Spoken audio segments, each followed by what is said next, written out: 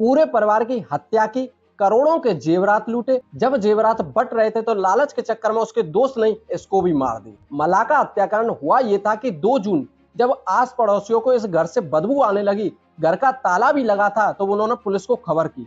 Police वहां पहुंची, ताला तोड़ा, पुलिस अंदर घुसी, जहां एक कमरे में 3 डेड बॉडी पड़ी थी, वीरेंद्र की पत्नी और उसकी बेटी मीनाक्षी। सारा सामान बिखरा पड़ा था और वहीं एक गत्थे पे लिखा था बंटी बबली ने मारा है। बंटी बबली जो थे वो वीरेंद्र के ही बेटा और बहू थे, जिन्हें आज से 15 साल पहले इसने घर से बेदखल कर रखा था, जो फिलहाल जेल में थे एक धोखाधड़ी के मामले में, लेकिन बहू जमानत पर बाहर थी। इसके बाद पुलिस नीचे जो उसकी 14 दुकानें बनी हुई थी, एक दुकान में ताला लगा हुआ था, ताला तोड़ा, ताले के अंदर एक और डेड बॉडी मिलती है और वो डेड बॉडी किसी और की नहीं, वीरेंद्र के ही बेटे अभिषेक की थी।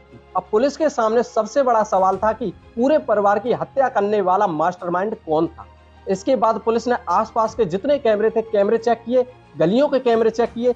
एक व्यक्ति जो इस घर के आसपास भटक रहा था, जिसकी वीडियो इस घर से निकलने की भी थी, सनी गुप्ता।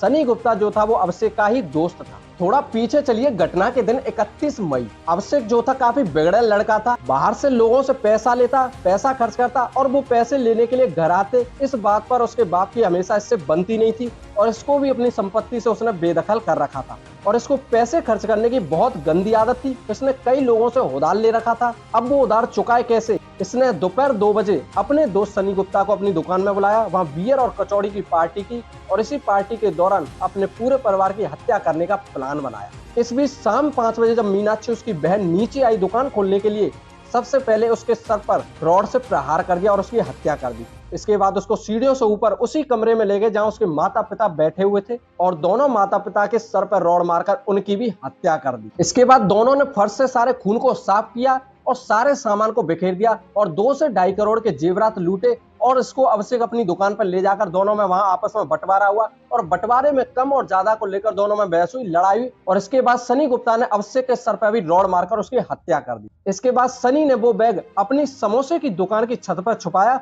और पूरी रात उसी घर में रुका और सारे सबूतों को मिटाया, सारा खून साफ किया और वहीं गत्ते पर लिख दिया बंटी बबली ने मारा है, ताकि पुलिस ये समझे कि पुरानी रंजिश को लेकर हो सकता है इन लोगों ने ही मारा हो और सनी गुप्ता पर इसका शक जाए ही ना। और इसके बाद सनी गुप्ता सुबह 5 बजे जब उस घर से निकला, गलती से वो वीरेंद्र के जूते पहनकर निकला। अचानक से उसको ध्यान आया कि ये तो वीरेंद्र के जूते, मैं तो चप्पल पहनकर आया था। वो दोबारा घर में घुसा और अपनी चप्पल पहनकर वहां से निकला और ये सारी हरकतें उसकी गली के कैमरे में रिकॉर्ड हुई। इसके बाद पुलिस ने सनी को गिरफ्तार किया। सनी का कहना था कि जो अपने माँ बाप का नहीं हुआ वो मेरा क्या होगा। खैर, बुरे काम का नतीजा बुरा होता है, माँ बाप चाहे कैसे भी हो लेकिन है माँ बाप।